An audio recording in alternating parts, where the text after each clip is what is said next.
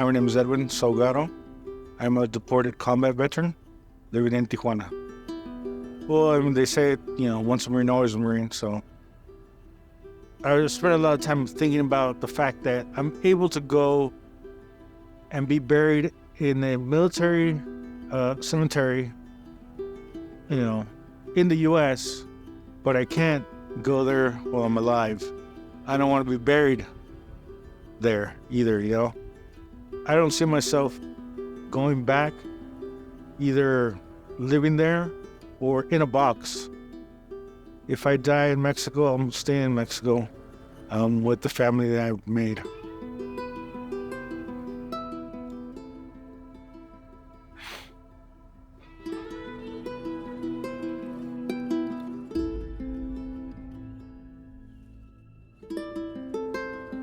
Under today's laws, most deported veterans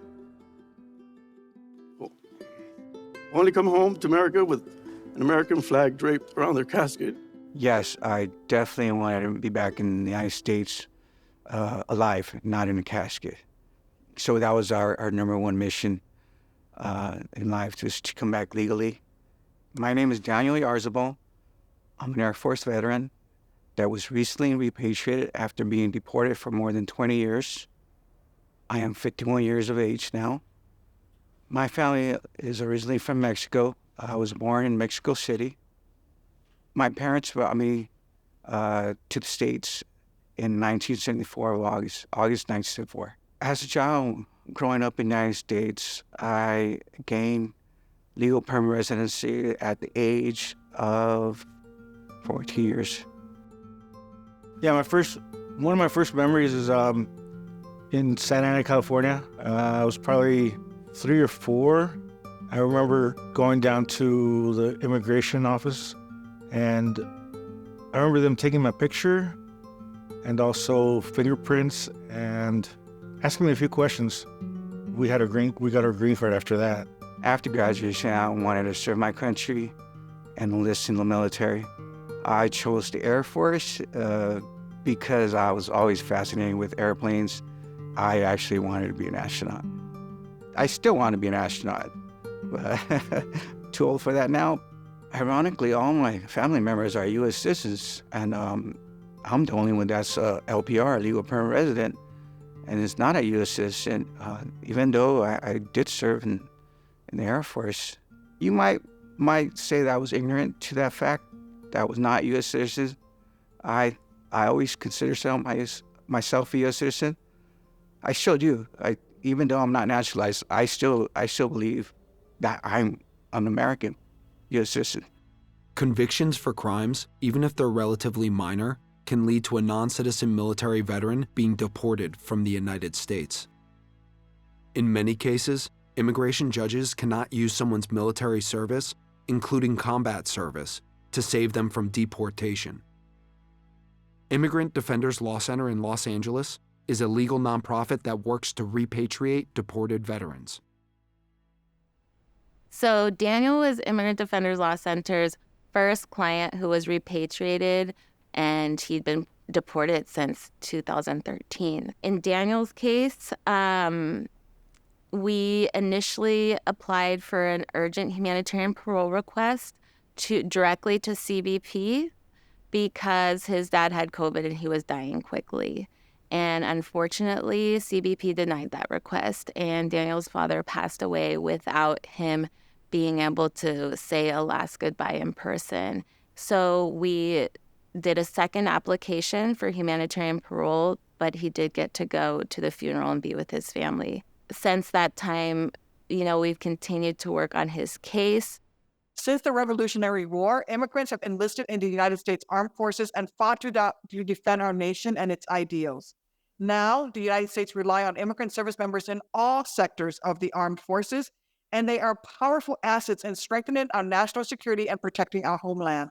I grew up in East Los Angeles, and I know that recruitment was really heavy at our schools, and often one of the highlights would be that you could join the Army or any branch of the military really as a resident, lawful permanent resident, and that would be a way to achieve citizenship or long-term connections to the U.S. for you and for your family. My whole family on both sides of the family, my mom's side, dad's side, they all became citizens.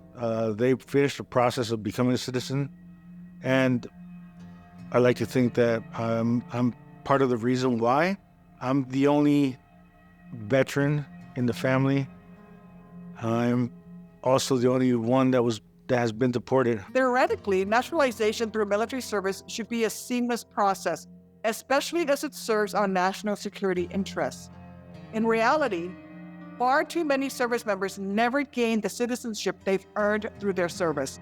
A recruiter promised me not to worry about my citizenship, that it would all be taken care of by the Marine Corps. He didn't go into detail how, he just said it would. I was naive and I didn't ask any questions. It's just a system that no one really thinks about, no one talks about that much. No one really gives it priority, I guess. We think the government should do better. We think the government should uphold the promises that it made to these veterans. What we see with our clients time and time again when we request their immigration files through the Freedom of Information Act is that they actually did apply for military naturalization while they were in basic training. That was not a priority of the Department of Homeland Security or the Department of Defense to process that application. So they remain pending for years. In the U.S., mandatory naturalization of non-citizen troops in boot camp is not the law of the land.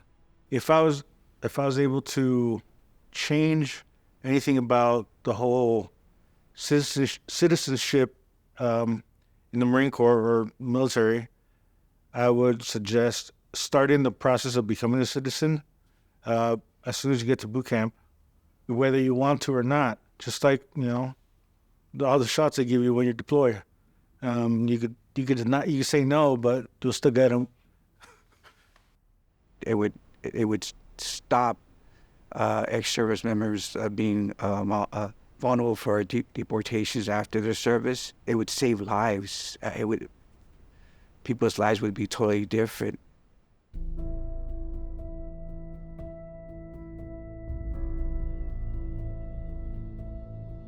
I wake up September 11th, 2001, probably around 9 o'clock in the morning. The alarms on base were going off, and we all met for the formation. Everyone was there, and the CO talked to all of us and basically said, we're going to war. Who's coming with me? I raised my hand. I was one of the first ones to raise my hand. I wanted to do my part. Why? Why did you want to do your part? Everyone that lives or has any kind of benefits from the U.S., I feel we all had an obligation to defend the U.S. I was in the process of obtaining my citizenship. I had an appointment for fingerprinting, but the whole base was, turned upside down, geared into, get ready for war. I deployed, and I missed my appointment by, 2 weeks. I was already in Kuwait when my appointment was, when I was supposed to be there. Especially in times of conflict, Congress specifically intended for service members to naturalize as soon as they entered service and prior to their deployment. Prior to his deployment to Kuwait in 2003, Edwin attended a rave with other U.S. Marines. Soon afterward, Edwin was court-martialed for the attempted use of the drug ecstasy, but he was allowed to go to war with his unit. So the Iraqi military, it would take them 1 hour to get 2 missiles ready for launch. So for the first 36 hours, every hour on the hour, they would launch 2 missiles. So every hour on the hour, we'd have to go run to the bunkers and for shelter, just in case they were to make contact. Returning from Kuwait, I received a Presidential Union Citation. I received 2 meritorious masks for work that I did out there. I was diagnosed with PTSD from being out there in Kuwait. And it's something that's, affected me ever since. Hypervigilance. I don't like being in large crowds. I tend to stay to myself, I self-isolate, I guess, sometimes. It's something that I don't even notice anymore. I just do it. And when I got back, I was trying to figure my life out. I mean, I got out like 2 or 3 months after getting back from Kuwait. So there wasn't really any time to start that up again. So it's just something that I kind of forgot or just didn't follow through with. Both Edwin and Daniel received less than fully honorable administrative discharges from the U.S. military for nonviolent misconduct. They are both potentially eligible for a discharge upgrade to fully honorable. Citizen and non-citizen veterans equally struggle with re-entry into civilian life following discharge. Substance abuse, mental health issues, and anger can lead to contact with the criminal justice system. And as a society, we look to rehabilitative solutions to address the scars of war, to address the trauma that inflicts our veterans. But our immigration policy looks the other way. So I got out of the Marine Corps 2003, December. So from 2004 to 2008, 2009, I got married.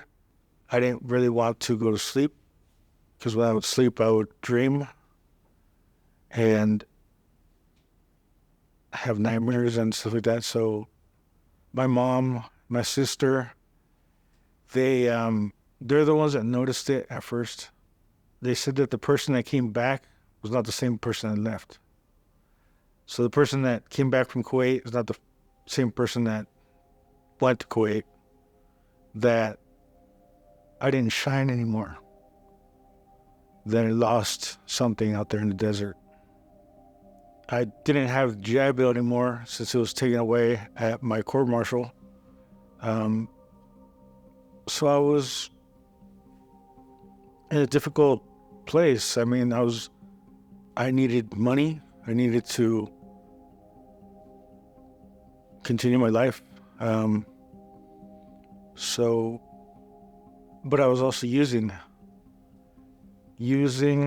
turned into selling. Selling led to distributing, and distributing led to prison. My charges that led to my incarceration and deportation were nonviolent state cases, possession with the intention to sell, and possession of a firearm. And selling to a police officer, or undercover police officer.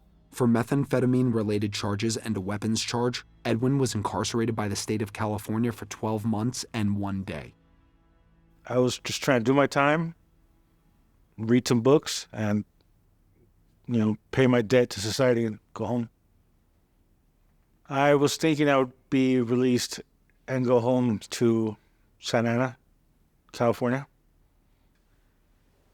But I get held again, this time for ICE hold. And I was told if a certain amount of time, if ICE didn't show up to pick me up, I would be released.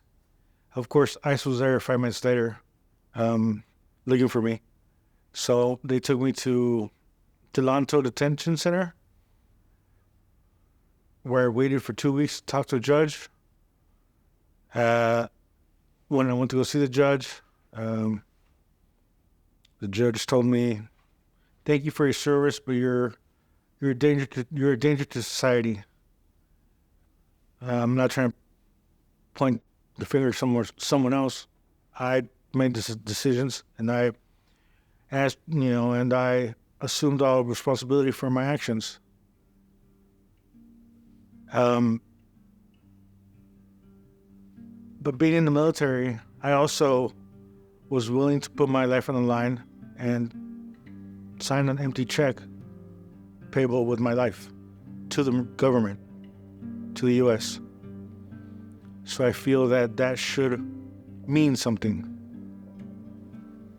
that I deserve to call the U.S. my home. The last major reform of the U.S. immigration system was in 1996, the Illegal Immigration Reform and Immigration Responsibility Act, which was signed into law by President Bill Clinton. In 1996, when that immigration reform was passed, the last immigration reform, it made less serious crimes have higher consequences and changed the system in such a way that more and more and more people were caught up, were being deported for nonviolent offenses. And there are no exceptions to the grounds of deportability for a veteran. No matter if they face combat, no matter if they were injured, no matter if they need life-saving treatment at the VA that they're entitled to, there is not a statutory exception. And in some cases, there is no discretion for immigration judges to not order someone removed. In 1996, Daniel pled no contest to assault with a deadly weapon. Eventually, that conviction was vacated by the Los Angeles Superior Court, and he repled to accessory after the fact. At that point in his life, outside of a DUI in the U.S. Air Force that led to a general under honorable conditions discharge, this was Daniel's only involvement with the criminal justice system. After I paid my debt to society, on the same day I was being released from prison, immigration picked me up and took me to Eloy, Arizona, and held me there. When I had a court hearing with the immigration judge, I did have to tell him I was a veteran to actually be granted a bond, because at that time they were not giving bond to anybody. But the judge really did want to help me, but his hands were tied. So when you deport someone, you're basically taking everything from them, everything. Taking their life away, who they are. And that's, some people can't take that. It's cruel and unjust, what they do, punishment. Well, I think that the laws that we have in immigration right now are very antiquated. They are often very punitive in the way that, for example, something like an aggravated felony takes away discretion from an immigration judge to consider a lot of things about that person, about how their family will be impacted if they are deported, if they are no longer here. After 1996, immigrants in U.S. removal proceedings were given far less eligibility to apply for judicial discretion that could save them from deportation. The 1996 immigration reforms also made immigrants with aggravated felonies completely ineligible for judicial discretion, even if they were U.S. veterans, thus enabling the deportation of both Daniel and Edwin. Since 1996, every major bipartisan attempt to reform U.S. immigration laws has failed.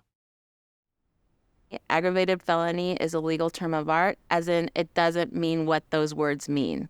It's a category of crimes in immigration law. An aggravated felony does not have to have any violent circumstances, any aggravating circumstances, and it doesn't even have to be a felony. So a non-violent drug offense that includes sales, transport, manufacturing, that would be an aggravated felony. A non-violent cannabis offense that includes sales, transport, that would be an aggravated felony. And if you have a conviction that falls within that category, you are not going to be eligible for any discretionary relief if the government's trying to deport you. In 1999, Daniel was deported from the United States to Mexico. He returned illegally to the U.S. to be with his family, including his 2 daughters. Daniel lived in the U.S. as an undocumented immigrant veteran for about a decade. In 2013, during the Obama-Biden administration, Daniel was deported for a second time, and he settled in Ensenada, a city just south of Tijuana. So I arrived in Ensenada. Luckily, I had a friend there, and it's a college town. I felt a lot safer than TJ. I started working there. Make sure I sent my children some money, not a lot, but whatever I could, send them some money. I stayed connected with them, and I was there for 9 years. 9 years. During that time of my research, found out I wasn't the only one that was in the dire situation that we were in. This veteran support house, called the Bunker, is where men who served in the military go for help after they're deported. In the United States, and now you're thrown into a country you really don't know. That is what happened to Hector Barajas after he was charged with an aggravated felony. Soldier thinks, well, I raised my hand to the ultimate enlistment, which is similar to the naturalization. I'm a citizen. My recruiter told me I'm a citizen, and that's it. You know, you believe everything Uncle Sam tells you. Barajas set up this shelter to help other deported veterans, like Jesus Antonio Juarez Castillo, who was deported in 2003. Castillo enlisted when he was just 17. Like a family here, you know, something that I didn't have before. You know, we're real close, all of us, you know. We stay together and we try to help each other. In April 2018, Hector Barajas Varela became a naturalized United States citizen due to his military service and a pardon from Governor Jerry Brown of California. His dream has finally come true. On April 13th, Mr. Barajas will return to Compton, California as a United States citizen. Upon your return, let's work together to bring home our veterans. Welcome home, Hector, and thank you for your service. In March 2024, after more than 20 years of deportation, U.S. Marine Jesus Antonio Chuy Juarez Castillo died at the Mexican Red Cross in Tijuana. The official cause of death was heart failure. Chuy left his wife Elizabeth, 3 children, and 6 grandchildren behind. On what would have been his 68th birthday, Chuy's ashes were returned for a memorial service to La Mesa, California, U.S.A. There is no honor in bringing deported veterans home to be recognized or thanked for their service, only when they die.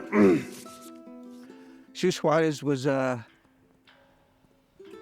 veteran, a brother of ours, who unfortunately passed away in TJ. He worked with previous servicemen and women. And as they struggled in tough times across the border, he was there to serve his brothers at the place called the Bunker, and later on at the office at the Deported Veterans of America. I'll never, ever forget them both. But what they did to him, that's not right. They were willing to give up their lives for this country and having just done somewhere else. And thanks for the veterans. Help them out down there in the foreign country wherever they're at. To them, it's a foreign country. You know, whenever I run into him, how you doing? He's like, oh, you know, just pain. They tell me about his pain, that it was real bad. It makes me angry. Why are you angry? I don't think that he had to die. It's just like, I think he could have been saved if he was on this side. And it also makes me think that it could have been me. I could have passed away with her. You know?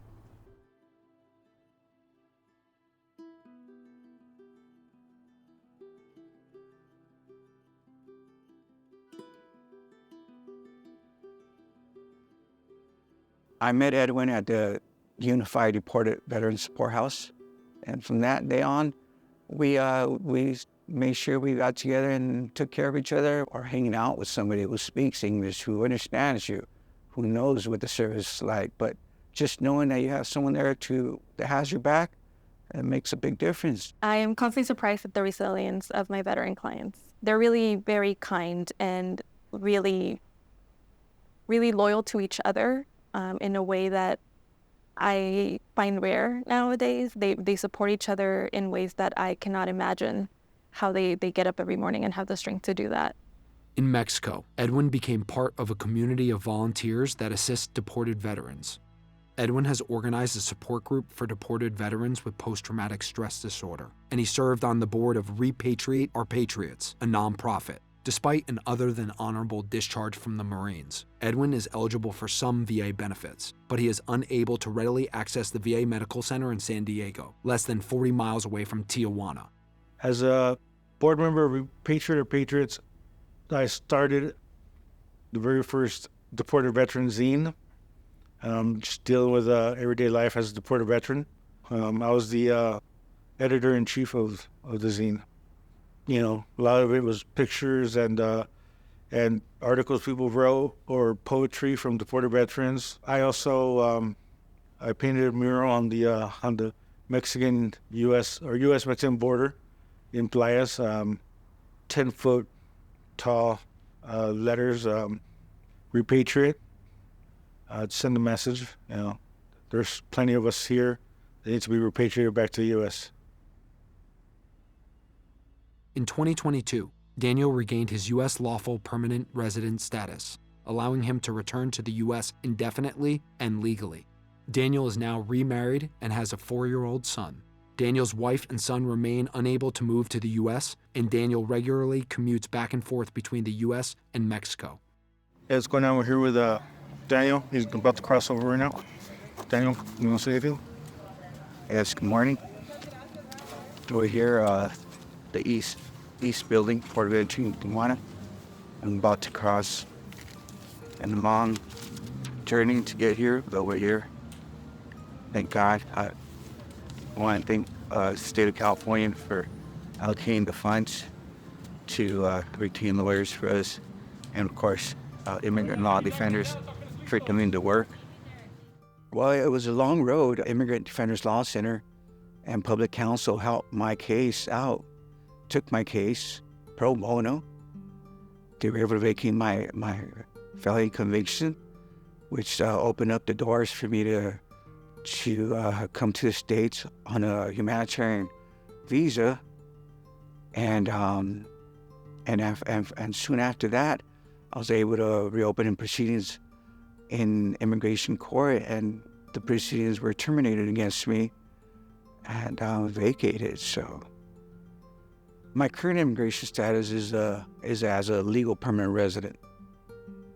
It has been reinstated, and now I'm on my pathway to U.S. citizenship. And now the clock starts again. It takes 5 years before I can file my application, which, even if it's 5 years, it's a dream come true. It's what I used to wake up every morning for like 20 years, dreaming that I would be back in the States, applying for U.S. citizenship, taking that oath so that I can be with my family, I can be with my daughters, I can enjoy the luxuries that or the benefits of being U.S. citizen. I don't have that much time because I am getting older. As far as being a doctor, well, yeah, I want to be a doctor, but I don't have that much time. But I want to be a productive person with the time I have left, family person, and be here for my family, be here for anyone who needs me. The U.S. government does not know exactly how many veterans convicted of crimes it has deported, but it is estimated by the Center for Public Integrity to be hundreds, if not thousands. In 2019, as a presidential candidate, Joe Biden promised to end the deportation of veterans. But to date, the Biden-Harris administration has not fulfilled this promise.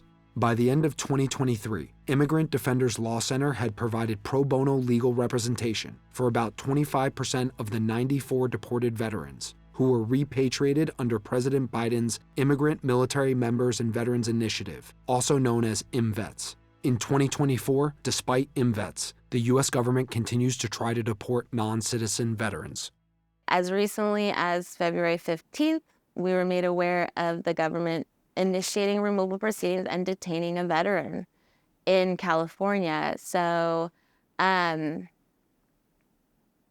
discretion to enforce immigration laws is also based on policy, which also changes under different administrations. In a March 2024 report, the Veterans Law Practicum at the UC Berkeley School of Law noted that despite the IMVETS initiative, countless veterans remain in exile across the globe, far from their families and unable to access needed and promised benefits.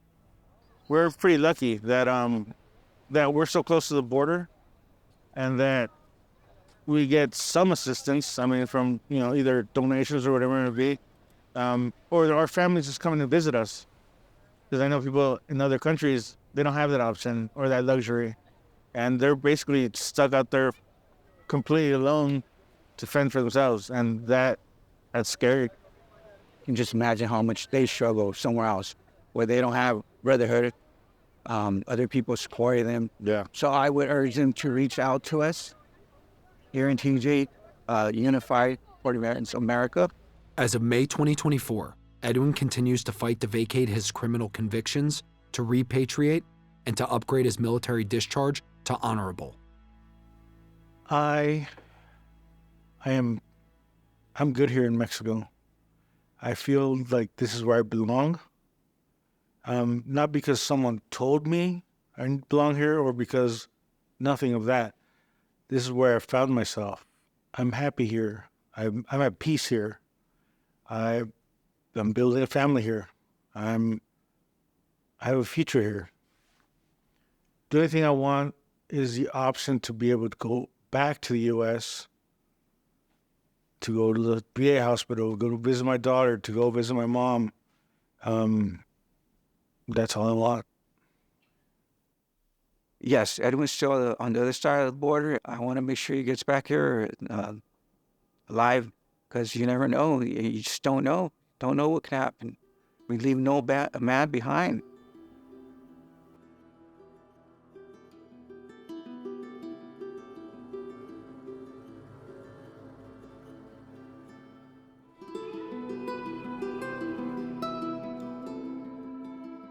Hi, my name is Juarez. I'm a U.S. United States Marine Corps deported veteran, and for this Father's Day, I'd like to say, I just want to say hi to my son, my daughter, Christine, my son, Jesus.